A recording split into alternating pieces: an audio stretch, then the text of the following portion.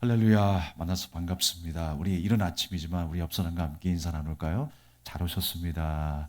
주님의 사랑으로 환영합니다. 반갑습니다.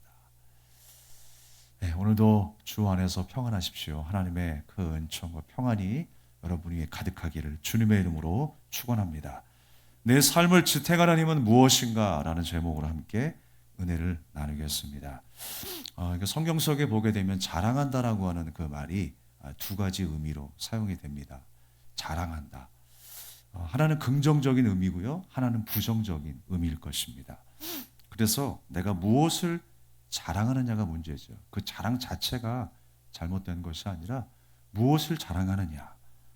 사도 바울은 주 안에서 자랑하라라고 했습니다. 주 안에서. 또 야고보 사도는 허탄한 것을 자랑하니 그것은 악하다라고 말씀하셨어요. 그러니까 허탄한 것을 자랑하지 말고 주 안에서 자랑하라라고 말씀하고 있습니다. 오늘 본문의 말씀은 히스기야가 이제 병들어 죽게 되었을 때 하나님께서 그의 간절한 기도를 들어주셔서 15년의 생명을 연장시켜 주셨어요. 15년의 그 시간은 어떤 시간이었을까요? 또 하나님 앞에 회개해야 될 시간, 하나님 앞에 겸손히 다시 한번 낮아져야 될 시간이었어요. 우리의 힘이 하나님이시고 우리의 도움이 하나님이심을 고백해야 될 시간이었습니다. 사실 15년이라고 하는 그 시간이 주어졌지만 어떻게 사용하느냐에 따라서 그 시간은 축복의 시간이 될 수도 있고 위기의 시간이 될 수도 있는 거예요. 과연 우리에게 주어진 이 삶의 시간 우리에게 기회로 만들 것인가 위기로 만들 것인가 우리는 우리의 삶을 어떻게 살아내야 할까요? 하나님의 자녀로서 우리가 어떻게 살아야 하는가를 다시 한번 생각하게 됩니다. 히스기야는요, 하나님께서 뜻깊게 쓰라고 더해주신 그 15년의 수명을 제대로 사용하지 못했어요. 결론적으로 말씀드리면 제대로 사용하지 못했습니다. 오늘 본문의 말씀에 보니까 이 히스기야의 명성을 들었던 수많은 민족이 있었을 것입니다. 근데 그 중에 바벨론 왕이 그 소식을 들은 거예요. 야, 18만 5천 명을 손 하나 까딱하지 않고 이스라엘 백성들이 물리쳤더라. 어마어마한 소문이죠. 그 당시에 이 아수르 민족이 대단한 민족이었는데 세상을 호령하고 있었는데 그 민족의 18만 5천 명을 세상에 손 하나 까딱하지 않고 하나님 앞에 기도하였더니 하나님의 천군 천사가 내려와서 싹 그냥 쓸어버렸어요. 그러니까 그 소식을 듣고 바벨론 왕이 놀란 거예요. 그래서 뭔가 우리와 함께 동맹을 맺으면 우리 또한 아수르의 위험에서 평화를 누릴 수 있겠구나. 근심하지 아니하고 우리가 자유할 수 있겠구나라는 생각을 하게 된 거예요. 그래서 사신들을 보냅니다. 사신들을 보내서 이제 그 나라와 동맹을 맺으려고 하는 것이죠. 이스라엘과. 그때 히스기야 왕이 한 행동이 있었습니다. 누가 물어보지도 않았는데 보물 창고로 그 사신들을 인도합니다. 야, 이것이 우리나라가 보유한 보물들이다. 금과 은과 무기들을 그냥 오늘 말씀 속에 계속 강조되는 말씀이 뭐냐면요. 보이지 않은 것이 하나도 없었다. 보이지 않은 것이 하나도 없었다. 처음부터 끝까지 다 보여준 거예요. 자랑한 거죠. 이게 우리나라가 보유하고 있는 힘이다. 이게 우리의 자랑이다. 라고 하면서 보이는 거예요. 사실 여러분, 이 히스기야의 행동을 통해서 우리가 알 수 있는 것은 히스기야가 이것이 나의 힘입니다. 이것이 나의 도움입니다. 라고 고백해야 될 것은 그 금, 은과 무기가 아니었습니다.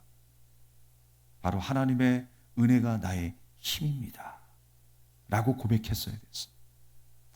나는 아무것도 할 수 없었지만 주님께서 천사를 보내주셔서 아수르 민족을 물리칠 수 있었습니다. 아니 그 이전부터 지금까지 하나도 내 힘으로 이룬 것이 없습니다. 하나님이 다 하셨습니다. 이것이 바로 히스기야의 고백이 되어야 했어요. 그런데 그 보물 창고에 보물들을 보였다라고 하는 것은 무엇입니까? 내가 지금까지 이렇게 열심히 살았습니다. 그러면 여러분, 내가 열심히 살아서 일을 해서 모아놓은 그 보물이 한순간에 사라지면 내 인생은 절망이게요. 그때 하는 말이 있죠, 사람들이. 야, 정말 신이 살아계신다면 이럴 수가 있는가? 내가 열심히 살았는데 내가 병이 들고, 내가 열심히 일을 했는데 성실하게 살았는데 사업에 실패하고 가족이 깨어지고, 정말 신은 살아있는가? 원망하고 절망하는 사람들이 있습니다. 여러분, 우리는 어디에 마음을 두고 이 땅을 살아가고 있습니까? 이 땅의 보물에 우리가 마음을 두고 살아가고 있습니까? 우리가 남은 시간은 히스기야의 15년이 되지 않을 수도 있어요. 히스기야의 15년처럼 우리 인생 가운데에 그것이 15주가 될 수도 있고 15시간이 될 수도 있어요. 우리에게 주어진 시간 동안에 우리는 하나님을 어떻게 섬기고 있는가? 어떻게 신앙생활하고 있는가? 다시 한번 내 삶을 점검할 때라고 생각합니다. 우리에게 과연 남은 시간이 축복의 시간이 될 수 있을까? 위기의 시간이 될까? 우리는 다시 한번 우리의 마음을 모으고 뜻을 모아 살아계신 하나님 앞에 집중할 수 있는 신앙이 되어야 할 줄로 믿습니다. 오늘 히스기야는요, 하나님께서 뜻깊게 쓰라고 더해주신 그 15년의 수명, 그 15년의 시간을 제대로 활용하지 못했어요. 물론 나라적으로는 부강했습니다. 보물에, 그 창고에 있는 보물처럼 정말 나라가 그만큼 부강했다라고 하는 거예요. 많은 것을 모았습니다. 국가의 재정을 부유하게 하긴 했습니다. 경제적으로는 아무것도 문제가 되지 않는 거예요. 그러나 바벨론 사신이 왔을 때 자기의 부유한 모든 것들을 과시하는 것, 그 교만에 사로잡혀 있었습니다.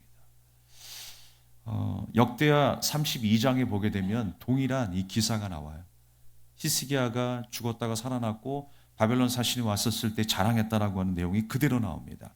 그때 뭐라고 말씀하시냐면, 그에게 이적을 보이셨으나 히스기야가 마음이 교만하여 그 받은 은혜를 보답하지 아니하므로 진노가 그와 유다와 예루살렘에 내리게 되었더니, 히스기야가 마음의 교만함을 뉘우치고 예루살렘 주민들도 그와 같이 하였으므로 여호와의 진노가 히스기야의 생전에는 그들에게 내리지 아니하니라. 마음이 교만했다라고 하는 거예요. 그리고 그 은혜를 보답하지 않았다라고 하는 것입니다. 그래서 결국 어떻게 됐냐면, 하나님께서 히스기야 창고에 있는 보물들을 다 바벨론으로 들어가게 만들어버려요. 그리고 히스기야의 아들 중 한 사람을 바벨론의 환관의 한 명으로 만들어버려요. 얼마나 비참한 결과였습니까? 히스기야가 정말 사랑해야 될 것은, 자랑해야 될 것은 그 보물이 아니었어요.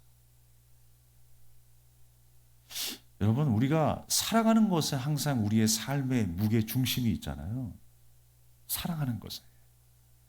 내가 돈을 사랑하게 되면 돈이 내 삶의 무게 중심이 되어버립니다. 그래서 돈에 의해서 내가 좌로나 우로나 치우치게 돼요. 경제적인 부분이 흔들리면 나도 흔들려요. 그러나 우리의 무게 중심은 물질이 아니라 하나님이셔야 되는 거예요.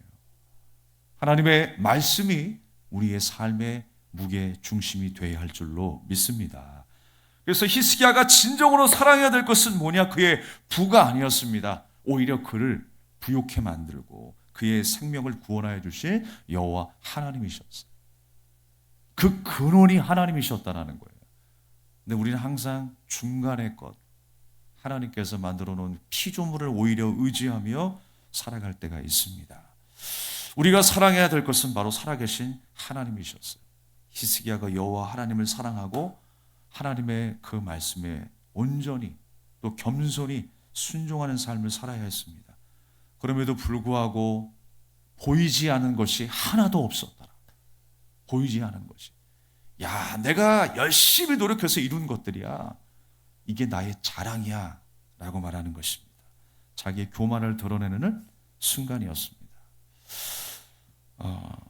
사랑하는 여러분, 오늘 이 바벨론에 왕이 이 사신들을 보내서 동맹을 맺게 한 그 중요한 이유가 뭐겠습니까? 이제 우리나라도 아수르의 공격에 두려움 없이 이제 평안하게 살겠구나라고 하는 그 마음으로 이스라엘에게 동맹을 요청하는 거예요.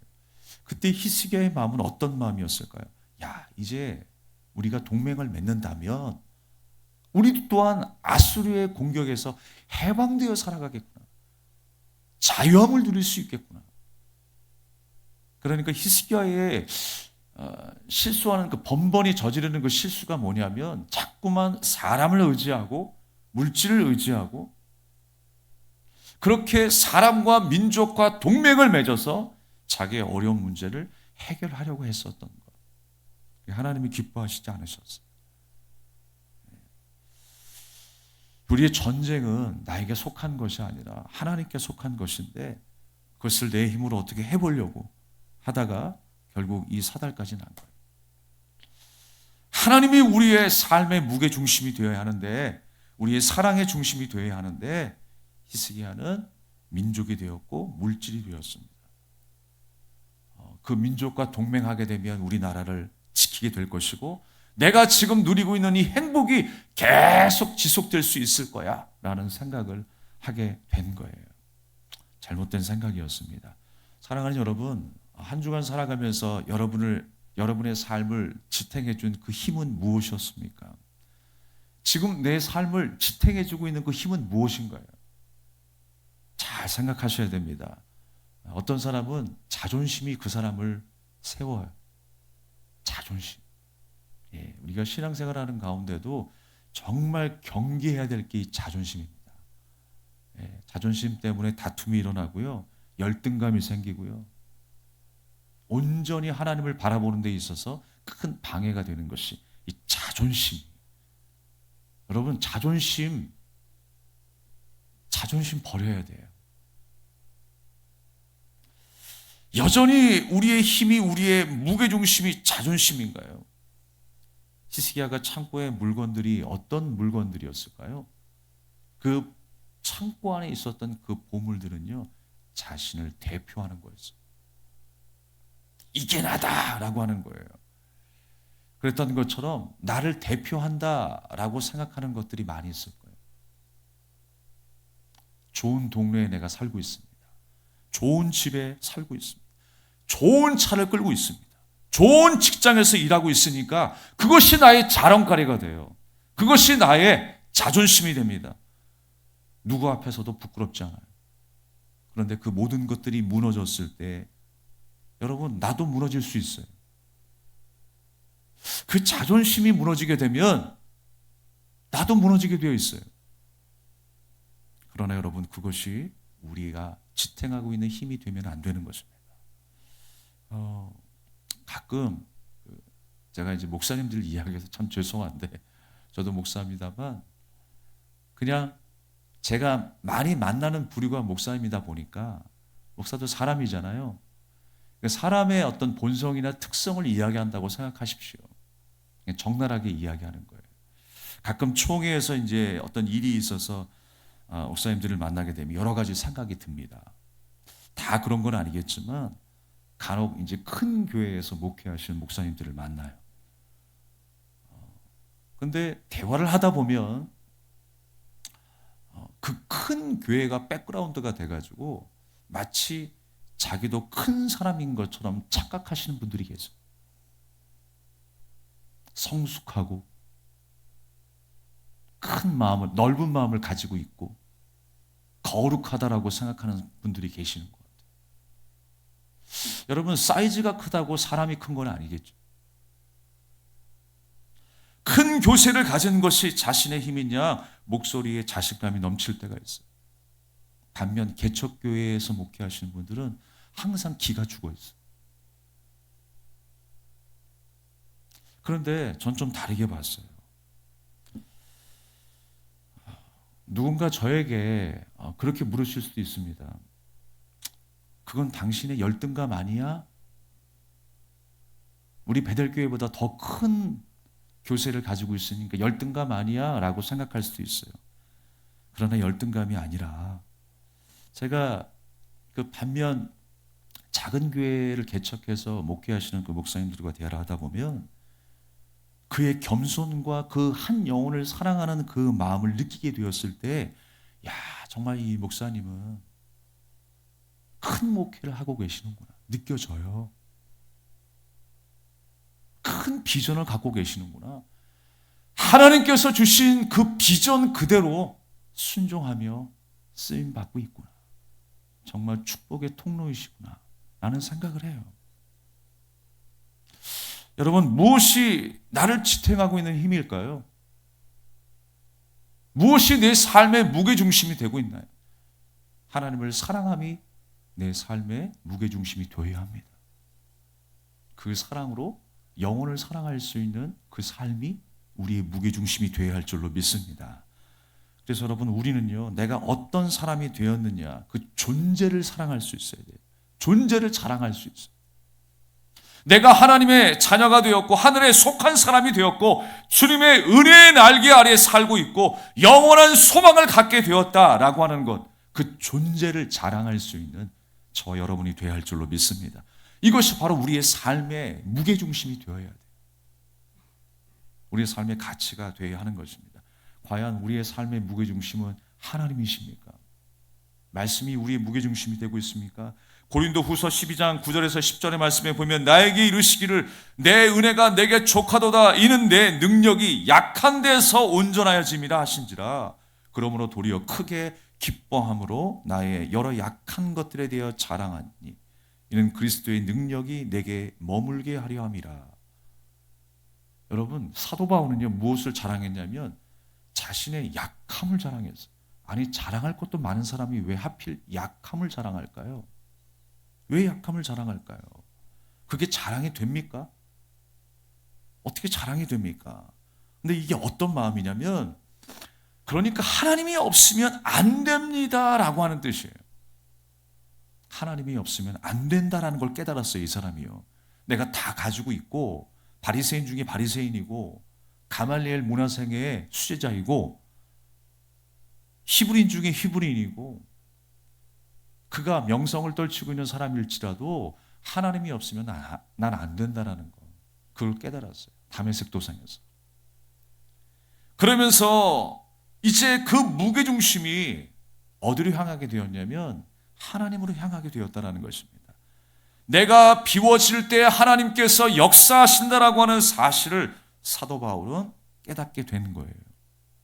그러면서 내가 그리스도를 위하여 약한 것들과 능력과 궁핍과 박해와 곤고를 기뻐한다라고 했어요. 아, 정말 이렇게 역설적일 수 있을까? 정말 다 반대로 가네, 사도 바울은. 그럴 수 있습니다. 왜 그런 환난과 고난이 내가 기뻐할 이유가 될 수 있을까? 도무지 이해가 안 됩니다.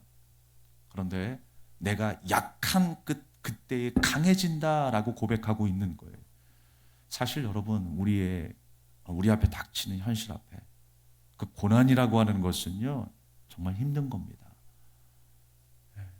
믿음에 상관없이 이 고난을 우리가 겪을 때에 힘들지 않은 사람이 어디 있겠어요?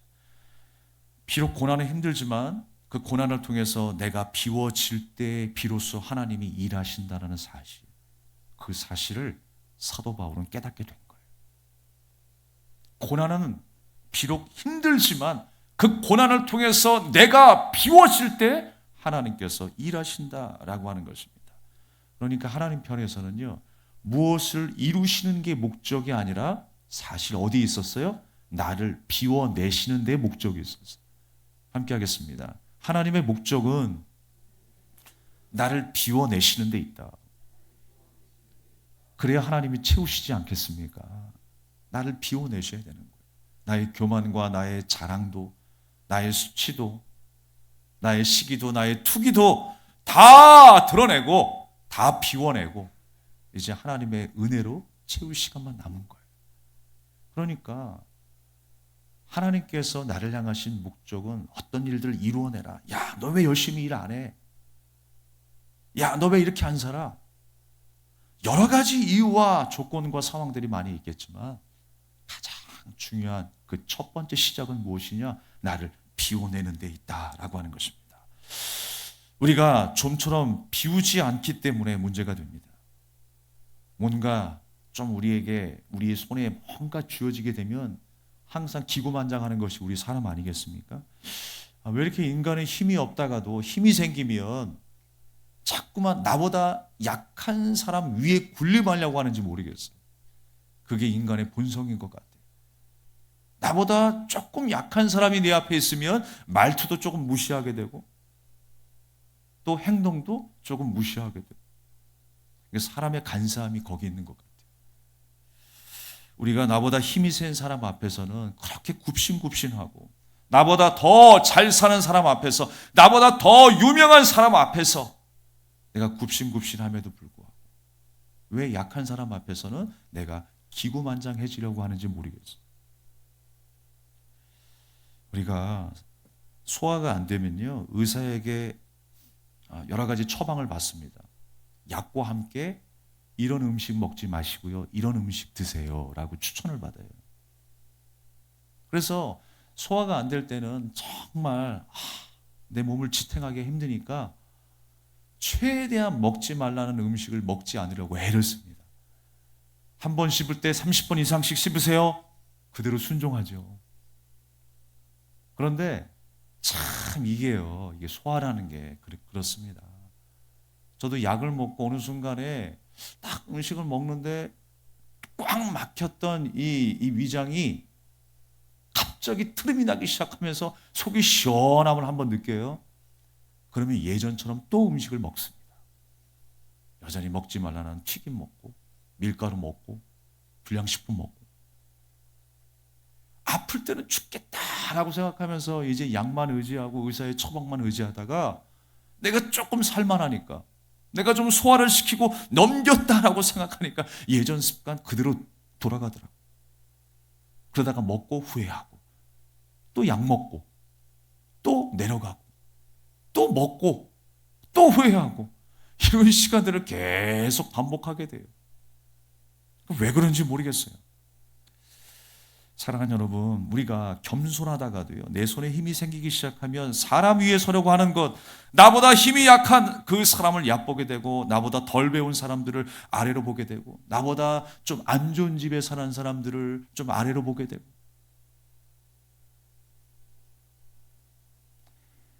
사랑하는 여러분, 우리의 무게중심이 어디에 있는가를 다시 한번 생각해야 합니다. 주님께서는 우리를 비워내시는 게 목적이라고 그랬어요. 비워내셔서 하나님께서 주신 그 은혜를 바라보고 사모하며 살아가게 하시는 거예요. 하나님이 우리 인생 가운데에 무게중심이 되게 하시는 거예요. 그게 신앙생활입니다. 그 종교계의 노벨상이라고 하는 템플턴상이 있습니다. 우리나라 최초로 한경지 목사님이 받으셨어요. 그 한경지 목사님이 수상하는 그 자리에서 이런 고백을 했습니다. 하나님께서 넘치는 자비와 긍휼을 베푸셔서 나 같은 죄인에게 이 상을 주셨습니다. 그러나 나는 일제시대에 신사참배를 한 죄인입니다. 나 같은 죄인에게 이런 상을 주시는 것은 전적으로 하나님의 자비하심이지 나는 상 받을 자격이 없습니다. 자신의 부끄러움을 자랑했어요. 사실상 자신을 자랑했다기보다 뭘 자랑한 거예요? 하나님의 은혜를 자랑한 거예요. 하나님이 나를 인도하시지 않았으면 나는 이 자리에 없다라는 거예요. 자신의 연약함, 자신의 부끄러움을 자랑했어요. 그럼에도 불구하고 나를 이끄시고 나에게 사랑을 베푸신 그 하나님의 은혜를 자랑했어요. 여러분, 이게 진짜 자랑입니다. 잠언서 20장 6절의 말씀에 보면 많은 사람은 각기 자기의 인자함을 자랑하나니 충성된 자를 누가 만날 수 있으랴라고 했어요. 자기를 자랑하는 것은 결코 충성되지 못한다라고 하는 거예요. 누가복음 17장 10절에도 이와 같이 너희도 명령받은 것을 행한 후에 이르기를 우리는 무익한 종이라 우리 하여야 할 일은 한 것뿐이라 할지니라. 내가 열심히 충성하게 일했어. 충성되게 일했어. 나 이만큼 일했습니다. 자랑하는 것이 아니라 당연히 내가 해야 될 일이었습니다. 라고 하는 것이라는 거예요. 그러니까 진정한 종은 충성한 후에도 자랑하는 사람이 아니라 자신을 무익한 종으로 여기는 거예요. 나는 주님 앞에 무익한 종입니다. 오늘도 주인의 그 은혜 아래 살아가고 있습니다 라고 고백하는 종, 해야 할 일을 마땅히 했을 뿐입니다 라고 했다라는 거예요. 고린도전서 5장 6절 말씀에도 너희들이 자랑하는 것이 옳지 아니하도다 라고 말씀하고 있습니다. 바울이 고린도 교회를 향해서 말씀하고 있는 장면인데요, 자랑할 것이 없다라고 하는 거예요. 왜 그런 말씀을 하셨냐면, 그 당시에 고린도 교회 성도들이 참 자랑을 많이 했어요. 고린도 교회에 은사들이 많이 나타났습니다. 그런 은사들을 자랑하기 시작했어요. 내가 더 신령한 것 같고, 내가 더 거룩한 것 같고, 내가 더 능력이 있는 것 같고, 하나님이 나를 더 사랑하시는 것 같고, 나를 더 강하게 쓰시는 것 같고, 그래서 자기가 받은 은사를 서로 자랑하기 시작했어요. 그러다 보니까 이파 저파로 갈리기 시작합니다. 뜻이 나뉘어지기 시작해요. 그러다 보니까 점점 여러분, 교회 공동체가 갈라지기 시작합니다. 또 교회 안에 이단들이 득세하기 시작하는 거예요. 자랑할 것이 없는데 왜 너희들은 그렇게 자랑을 하고 있느냐. 그것이 바로 사도 바울의 말씀이었습니다. 은사를 가지고 있는 것이 교회 우리 성도들을 돕고 또 교회가 든든히 세워지기 위한 은사였음에도 불구하고 자기를 자랑하기 위한 은사에 불과했습니다. 하나님의 사랑을 입었음에도 불구하고 그 사랑과 은사를 바르게 사용하지 못했기 때문에 사도 바울은 그들에게 권면했던 것입니다. 은사를 자만과 자랑의 도구로 여겼고 하나님의 사랑을 왜곡해서 죄 짓는 일을 합리화했던 것이 바로 이 고린도 교회의 성도들이었어요. 사랑하는 여러분, 성도에게 자랑은 무엇입니까? 바로 예수 그리스도가 우리의 자랑이 되어야 합니다. 바울에게 있어서 자랑할 것은 참으로 많았지만 그가 진정으로 깨달은 이후에 나의 자랑은 바로 예수 그리스도이심을 만천하에 고백하게 되었어요. 세상을 다 가졌다고 해도 그리스도가 나를 살게 하는 구주이심을 믿게 된 것입니다. 사랑하는 여러분, 오늘도 또 한 주도 주님께서 우리의 자랑이 될 수 있는 여러분의 일상이 되기를 바랍니다. 주 안에서 자랑하십시오. 바울이 스스로 또 가문을 자랑하지 않고 주님의 은혜 아래 세워진 교회, 그 성도들을 자랑했다라고 하는 성경의 기사가 여러 번 등장합니다. 나의 사랑하고 사모하는 형제들, 나의 기쁨이요 면류관이다 라고 표현할 만큼 그렇게 교회와 성도들을 자랑했어요. 예수 그리스도의 은혜 아래에 있는 그 지체들을 자랑했어요. 여러분, 여러분 안에 속해 있는 그 공동체를 자랑하십시오. 지체들을 자랑하십시오. 나보다 남을 더 낮게 여기고 하나님이 주신 그 은혜의 날개 아래 살아갈 수 있는 저와 여러분 되기를 주님의 이름으로 축원합니다. 말씀을 마치겠습니다. 사람은요, 사랑하는 것을 자랑하게 되어 있어요. 우리가 사랑하는 연인이 생기면 그 연인을 자랑하고 싶잖아요. 누가 물어보지 않았는데 내가 만나는 여자친구는, 남자친구는 이런 사람, 이런 말을 했어, 나에게 이런 선물을 줬어, 자랑하고 싶잖아요. 그래서 어느덧 내 삶의 무게중심이 되어 있어. 내가 가진 그 어떤 소중한 것보다 진실로 사랑하는 사람을 자랑하고 싶은 거죠. 하나님을 사랑하고 말씀을 사랑하는 거룩한 성도가 되시기를 주님의 이름으로 축복합니다. 우리 찬양을 드리고 함께 우리 기도하겠습니다.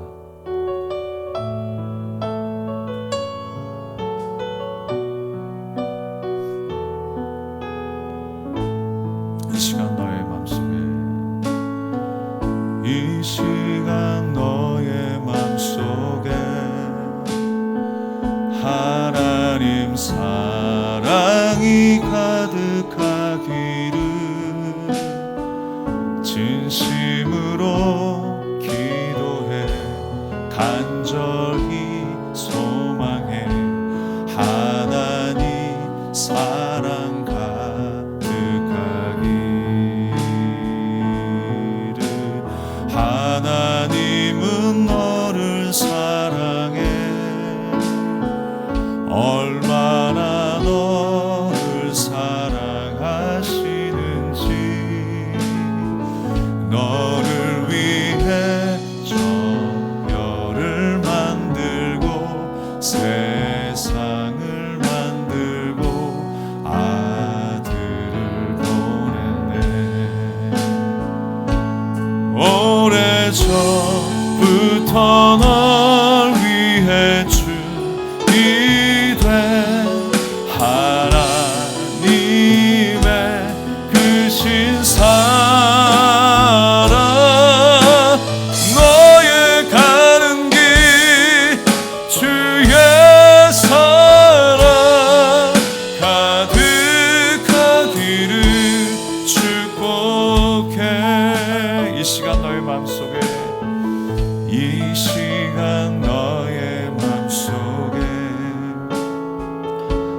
하나님 사랑이 가득하기를